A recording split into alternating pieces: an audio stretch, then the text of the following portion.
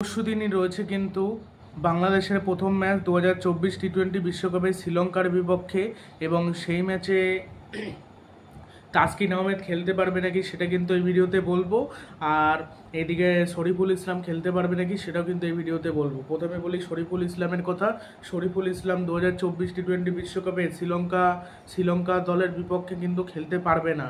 শরীফুলের হাতে সেলাই রয়েছে, সে আদৌ সব ম্যাচে খেলতে পারে নাকি সেটা নিয়ে একটা সংশয় রয়েছে। গুরুতর চোট রয়েছে, অনেকগুলো হাতে সেলাই পড়েছে, এই জন্য সে সেলাই নিয়ে তো বল করা সম্ভব না, এবার চোট নিয়ে খেলা সম্ভব না। সেক্ষেত্রে হয়তো শরীফুল ইসলাম হয়তো খেলতে পারবে না। তাসকিন আহমেদের একটা খেলার কথা রয়েছে, তবে শ্রীলঙ্কার বিরুদ্ধে খেলতেন পারবে এটা আশা করা যাচ্ছে না। যদি সে সুস্থ থাকে অবশ্যই খেলবে, আর না হলে শ্রীলঙ্কার পরে যে ম্যাচটা রয়েছে মানে সাউথ আফ্রিকার বিরুদ্ধে ম্যাচ থেকে তাসকিন খেলবে, এটা আর কি শোনা যাচ্ছে। আর যদি ওই ম্যাচে যদি পুরোপুরি সুস্থ হয়ে ওঠে তাহলে 100% ফিট হতে পারে শ্রীলঙ্কার বিপক্ষে, তাহলে খেলবে। সেটা খেলার চান্স কম, আবার যদি সুস্থ হয়ে ওঠে তাহলে খেলতে পারে, এটাই আর কি শোনা যাচ্ছে। আর বাংলাদেশের যারা প্রধান নির্বাচক হোক বা যারা যারা আগে নির্বাচক ছিল, প্রাক্তন নির্বাচক, সবাই বলছে যে বাংলাদেশের প্লেয়াররা খেলতে পারছে না, কিন্তু ওরা যে কোনো সময় রান করে দিতে পারে। আর আমাদের সব সময় টার্গেট থাকে নেক্সট ওয়ার্ল্ড কাপ, মানে এইবারের ওয়ার্ল্ড কাপে এসে নেক্সট ওয়ার্ল্ড কাপ, এইগুলো থাকে মানে। আর প্লেয়াররা খেলে দেবে, ওটা কোনো ব্যাপার না। লিটন একদিন রান করলেই হলো, সৌম্য সরকারও কোনো দিন খেলে দেবে, মানে আমাদের ব্যাটাররা যে কোনো দিন যে কোনো সময় জ্বলে উঠতে পারে, যে কোনো দিন একদিন খেলে দিলেই হবে, ওটা কোনো ব্যাপার না। আমরা খেলে দেবো, আমাদের প্লেয়ারদের ওপর ভরসা রয়েছে। আর মাহমুদুল্লাহ রিয়াদ এমনিতে চাপের মুহূর্তে খেলতেই ভালোবাসে, মাহমুদুল্লাহ রিয়াদ খেলে দেবে।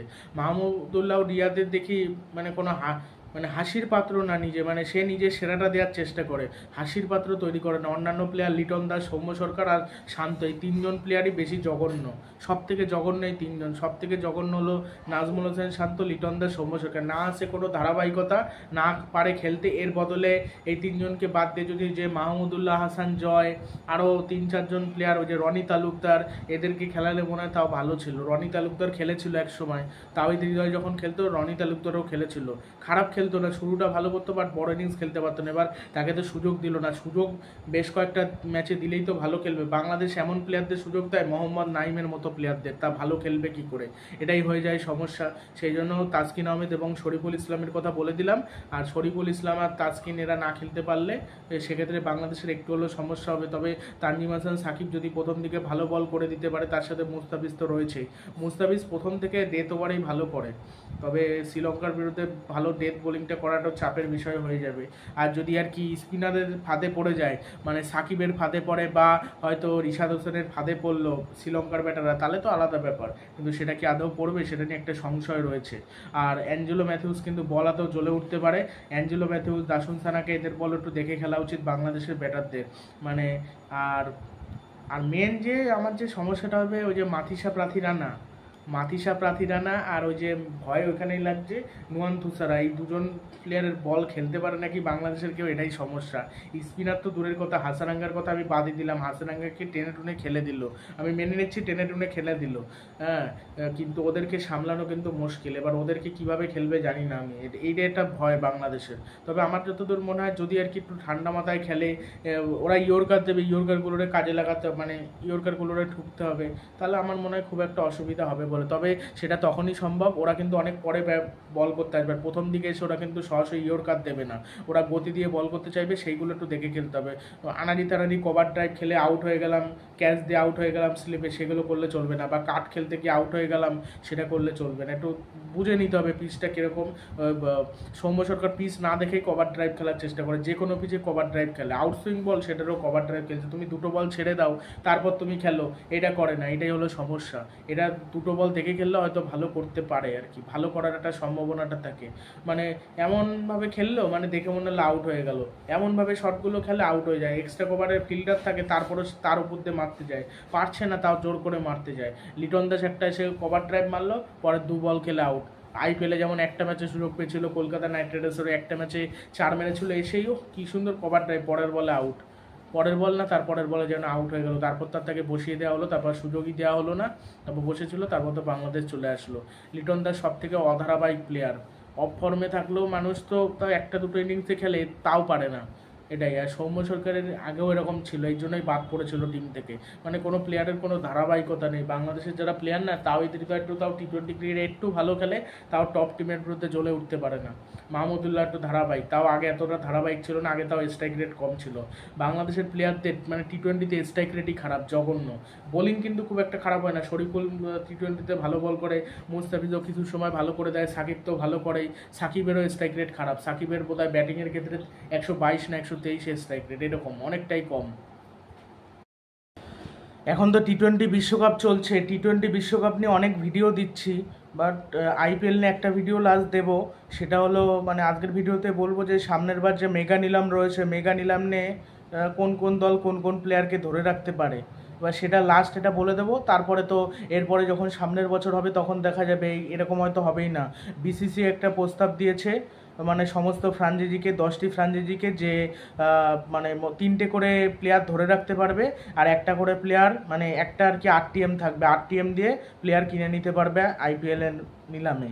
এবার সেটা প্রস্তাবটা দিয়েছে, প্রস্তাব এখনও কিছু বলেনি সেই বিষয়ে ফ্রাঞ্চাইজিরা। এরপরে অনেক মিটিং হবে, মিটিং হওয়ার পর জানা যাবে যে কি সিদ্ধান্ত হলো, সেখানে কি এই নিয়ম মানা হবে নাকি সেটা বোঝা যাচ্ছে না। এই নিয়ম যদি মানা হয়, তা সবাই যদি সম্মতি দেয় তাহলে হবে, না হলে সম্মতি না দিলে হবে না।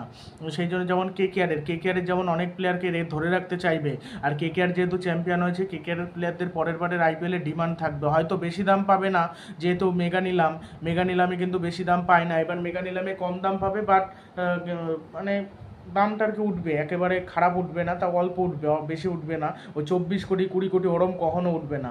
এবার কোনো প্লেয়ার হয়তো আমার উইকেট কিপার দরকার, আমার তার পিছনে আমি 10 কোটি খরচা করব, 12 কোটি খরচা করব, তার বেশি যাব না। যেমন শ্রেয়াস আয়ারকে 2022 আইপিএলের নিলামে কিন্তু কেকেআর কিনেছিল, কেকেআর না সরি, হ্যাঁ শ্রেয়াস আয়ারকে, হ্যাঁ কেকেআরই কিনেছিল। তারপর ঈশান কিষানকে 15 কোটি টাকায় মুম্বাই ইন্ডিয়ান্স কিনেছিল, এবার চাইবে ছেড়ে তাকে কম দামে কিনতে। 15 কোটি টাকা তারা উঠবে না, 4-5 কোটি 6 কোটি খুব বেশি হলে। টি-20তে এমন কিছু পারফরমেন্স করেনি, তার ওটা পরিস্থিতি অনুযায়ী তার ওই 15 কোটি উঠেছিল। এবার সে যেহেতু wicket keeper, Indian wicket keeper অনেকগুলো দলের দরকার ছিল, এই জন্য মুম্বাইয়েরও দরকার ছিল। মুম্বাই ভেবেছিল 15, 16, 17 যা কোটি ওঠে আমি নেব, এই জন্য কিন্তু ওই মেগা নিলামও অত দাম দিয়ে কিনেছিল, না হলে কিন্তু অত দাম দিয়ে মুম্বাই ইন্ডিয়ান্স প্লেয়ার কেনে না। আর কলকাতা নাইট রাইডার্স যেমন 12.5 কোটি টাকা দিয়ে কিনেছিল শ্রেয়াস আয়ারকে, তাদের উদ্দেশ্য ছিল আমরা তাকে ক্যাপ্টেন করব, সেই জন্য কিনেছিল। এবার কিছু তো না কিছু তো উদ্দেশ্য থাকবে। এবার কলকাতা নাইট রাইডার্স ধরে রাখবে অ্যান্দ্রে রাসেল, সুনীল নারিন, আর হয়তো তার সাথে শ্রেয়াস আয়ার, ক্যাপ্টেনকে তো ছাড়বে না, আর বাকি সব ছেড়ে দেবে। আরটিএম দিয়ে হয় নীতিশ রানা, নাই ভেঙ্কটেশ আয়ার, নাহলে রিঙ্কু সিং, এদের মধ্যে থেকে কাউকে নিতে পারে। আর কলকাতার গৌতম গম্ভীর যদি ভারতের কোচ হয়, কেকেআরের এখন মেন্টর কে হবে সেটা ঠিক নেই। এবার মেন্টর যদি ওই শুধু ওই চন্দ্রকান্ত পণ্ডিতই থাকে কোচ, সেই সব কিছু পরিচালনা করবে, আমি জানি না সে কিরকম ভালো করবে বলে, ভালো করবে বলে, আসলে ভালো করবে বলে আমার জানা নেই। তবে আবার অন্য কিছু হতেও পারে সামনের বছর, এখনো আইপিএল দেরি রয়েছে, তো সবে আইপিএলটা শেষ হলো, এখন টি-20 বিশ্বকাপ হবে, বিভিন্ন সিরিজ হবে, তারপরে কিন্তু অনেক পরে সামনের বছর গিয়ে কিন্তু টি-20 এই আইপিএল। আর আইপিএলের নিলাম হবে ডিসেম্বরের দিকে, তখন নিলামের আগে জানা যাবে যে কটা করে প্লেয়ার ধরে রাখতে পারবে, কোন কোন প্লেয়ারকে কিনবে, সেই সব নিয়ে তখন ভিডিওতে জানিয়ে দেবো। সব বিস্তারিত যা জানতে পারবো সবই কিন্তু জানিয়ে দেবো। যেমন ওই কলকাতা ওই 3টে প্লেয়ারকে ধরে রাখবে, আরটিএম দিয়ে যাকে খুশি নিতে পারে। মিচেল স্টার, ফিল সল্ট, এদের অনেককেই কলকাতা নিতে চাইবে, অনেককে পাবে অনেককে পাবে না। ফিল সল্টকেই যে পাবে এমন কোনো কথা নেই, বা রমনদীপ সিংকেই যে পাবে এমন কোনো কথা নেই, তার পরিবর্তে অন্য একটা ফিনিশার আসলো। এবার যা আসবে, গৌতম গম্ভীর থাকলে যে কোনো টিম নিয়ে আমরা ভালো খেলতে পারতাম। এবার গৌতম গম্ভীর যেহেতু থাকবে না, ভারতের কোচ হবে, এবার কলকাতার থেকে ভারতের কোচ হওয়াটা বেশি জরুরি, এবং ভারতকে কাপ জেতানোটা বেশি জরুরি। কলকাতা তো একবার কাপ জিতেছে, হ্যাঁ, এবার পরের দেখা যাবে। এখনও ইয়ন মর্গান বা ইরফান পাঠান, এদের মধ্যে কাউকে যদি কোচ বানানো যায়, সেটাও মেন্টর বানানো যায় কলকাতা, সেটাও খুব একটা খারাপ হবে না। সেই জন্য কলকাতা যেমন ওই প্লেয়ারগুলোকে রাখবে। মুম্বাই ইন্ডিয়ান্স হয়তো সূর্যকুমার যাদব, হার্দিক পান্ডিয়া, তার সাথে জাসপ্রীত বুমরা, 3জন প্লেয়ারকে রাখবে। রোহিত তো নিজে বলেছে নিলামে উঠবে, এই 3জনকে রাখবে। আর আরটিএম দেওয়া তো অন্য কোনো প্লেয়ারকে কিনে নেবে। আর নমনধীর, তিলক বর্মা, ঈশান কিষান, এদেরকে ছাড়তে হবে। এদেরকে আদৌ মুম্বাই পাবে নাকি ঠিক নেই, এরা হয়তো অন্য দলে চলে গেল, অন্য দল কিনে নিল, এরকম হয়তো হতে চলেছে। আরসিবি যেমন Virat Kohli, Faf du Plessis আর ম্যাক্সওয়েল, এই 3জনকে রাখতে পারে। সিরাজ বা ইয়াজ দল, এদের সবাইকে হয়তো ছেড়ে দিল। বা এরকমও হতে পারে যে রাজত পাতিদার, বিরাট কোহলি, তার সাথে ফাফ ডু প্লেসি, এরকম রাখলো, ম্যাক্সওয়েলকে ছেড়ে দিল, সেটাও হতে পারে। ম্যাক্সওয়েলকে ছেড়ে দিলেই আমার মনে হয় ভালো হবে। ফাফ ডু প্লেসিকে ছেড়ে দিয়ে লাভ নেই, ম্যাক্সওয়েলকে যদি কম পয়সায় পায় কিনলো, না হলে বাদ দিয়ে দিল। আর ক্যামেরন গ্রিনকে যদি কম পয়সায় পাওয়া যায়, ক্যামেরন গ্রিনের দাম 17 17 কোটি উঠবে না, তোমরা মিলিয়ে নিও। ওই কম টাকায় বিক্রি হবে ক্যামেরন গ্রিনকে আবার নিতেও পারে আরসিবি, যেহেতু ওই টিমে শ্যুট হয়ে গেছিলো, ভালো খেলেছিল। কলকাতা যেমন ভেঙ্কটেশকে নেওয়ার চেষ্টা করবে, মুম্বাইটা বললাম, চেন্নাই সুপার কিং যেমন মহেন্দ্র সিং ধোনি যেহেতু খেলবে, মহেন্দ্র সিং ধোনিকে ধরে রাখতে হবে, ঋতুরাজকে ধরে রাখতে হবে, আর হয়তো জাদেজাকে ধরে রাখবে। আর সব মাতিসা প্রার্থীরা মুস্তাফিজুর রহমান বা শিবম দুবে সবাইকে কিন্তু ছেড়ে দিতে হবে।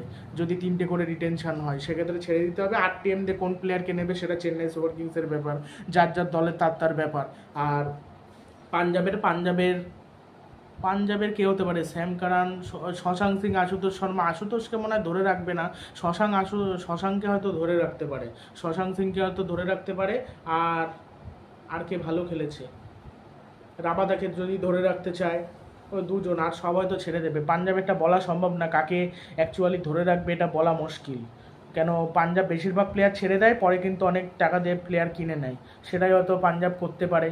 আর গুজরাট টাইটান্স শুভমান গিলকে ধরে রাখবে হয়তো। আর শুভমান গিল বাদে আর কাকে ধরে রাখবে? শুভমান গিল ডেভিড মিলারকে ধরে রাখবে। আর 2 গেল। আর সাই সুদর্শনকে ধরে রাখতে পারে, সাই সুদর্শন অথবা রশিদ খানও হতে পারে, রাশিদ খানকেও ধরে রাখতে পারে। এবার 3 জনের মধ্যে যে 2 জনই বিদেশি নিতে হবে বা 1 জন বিদেশি নিতে হবে এরকম কিন্তু কিছু বলেনি। 3 জনই বিদেশি মনে হয় নিতে পারবেন, 1 জন দেশি অন্তত নিতেই হবে সম্ভবত, বোধহয় সেরকম কোনো চুক্তি হয়তো থাকতে পারে। কেন সব বিদেশি নেওয়া ওইভাবে সম্ভব না, তাহলে তো সেরা বিদেশিগুলো নিয়ে নেবে, তাহলে আর অন্যান্য দল সেরা বিদেশি কিনতে পারবে না, সেরকম করবে না। আর লখনৌ সুপার জায়ান্টস রাহুলকে রাখে নাকি সন্দেহ, রাহুলকে রাখলে রাখবে, আর না হলে ছেড়ে দেবে, অন্য কোনো দল কিনে নিতে পারে। রোহিত তো উঠবেই বলেছে। আর রাখতে পারে, আমার যতদূর মনে হচ্ছে ডি কোককে রাখলেও রাখতে পারে, না রাখারও সম্ভাবনা রয়েছে। পুরানকে রাখবেই, স্টোইনিস এই 2খানা প্লেয়ারকে রাখবে, আর কাকে রাখবে বোঝা যাচ্ছে না। স্টোইনিস এই 2খানা প্লেয়ারকে রাখবে, কাইল মেয়ার্স, রাহুল এদের হয়তো সবাইকে ছেড়ে দিল।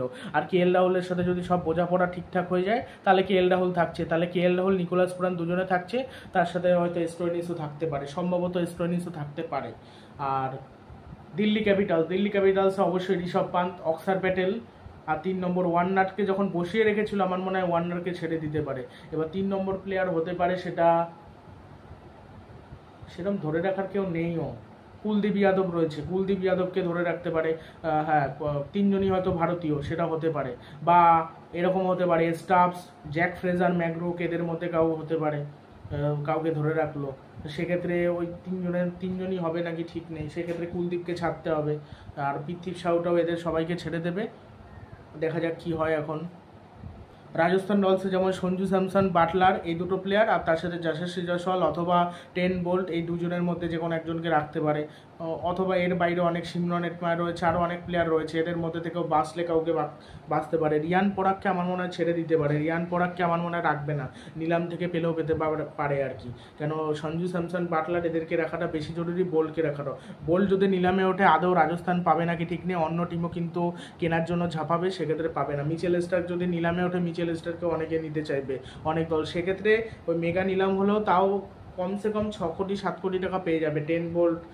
এবার অনেক সময় হয় না, প্লেয়ার অনেক টাকা দিয়ে কেনা হয়ে গেছে, মানে কোনো টিমের হাতে সেরকম টাকা নেই, তখন ওই প্লেয়ারের নাম উঠলো, তখন কিন্তু অত বেশি হয় না, তখন কিন্তু দামটা কম ওঠে।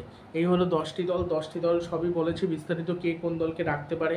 আর ইচ্ছা করলেও রাখতে পারবে না, তার কারণ ছেড়ে দিতে হবে। আর তার আগে শুনছিলাম যে 8টা করে প্লেয়ার নাকি ধরে রাখতে হবে। এবার 8টা করে যদি প্লেয়ার ধরে রাখতে হতো, সেক্ষেত্রে মানে অনেক প্লেয়ার ধরে রাখতে পারতো, সব দলই আমাদের পছন্দের প্লেয়ার যাকে বেছে তাদেরকে ধরে রাখতে পারতো, যেটা পারবে না।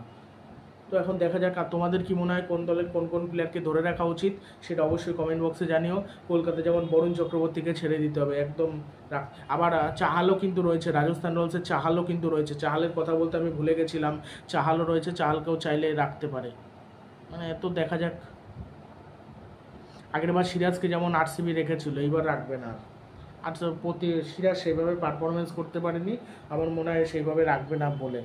আর যদি আমি দেখি যে সুনীল নারায়ণকে ছেড়ে মিচেল স্টারকে রিটেন করেছে কলকাতা নাইট রাইডার্স, আমি অবাক হব না, তার কারণ ওই যে বরুণ চক্রবর্তীকে রেখেছিল গিল আর রাহুল ত্রিপাঠীকে ছেড়ে দিয়ে, ওরকম হতেই পারে। তবে সেটা ভুল ডিসিশন হয়ে যাবে, তুমি নারিনকে ছেড়ে দিচ্ছ, নারিন, মানে এটা একটা খারাপ সিদ্ধান্ত। আর আমি শিওর যদি মানে ব্যাটাররা পারফরমেন্স না করতে পারতো, অন্য বোলাররা যদি ভালো পারফরমেন্স কলকাতার হয়ে না করতে পারতো, মিচেল স্টার্ক কখনোই ওই শেষ দিকে এসে ভালো করতে পারতো না। প্রথম দিয়ে ওই অন্য অনেকে এরকম বাজে অ্যান্ডিচ নকিয়া যেরকম পুরো বাজে পারফরমেন্স করেছে, সুযোগে বেশ সেরকমই করতে হতো। তার কারণ তাকে তো সময় সেই যখন বাজে করছিল তখন হর্ষিত রানা ম্যাচ জিতাচ্ছিল, নারিন ভালো করছিল, বরুণ চক্রবর্তী উইকেট নিচ্ছিল। তাও বরুণ চক্রবর্তীর অবস্থাটা অনেকটা, মিচেল স্টার্ক যখন ফর্মে ফিরেছে তখনই বরুণ চক্রবর্তী ফর্মে ফিরেছে অনেকটা পরে। প্রথমে 7-8টা ম্যাচ তো খেলতেই পারেনি, পরের দিকে ফর্মে ফিরেছে।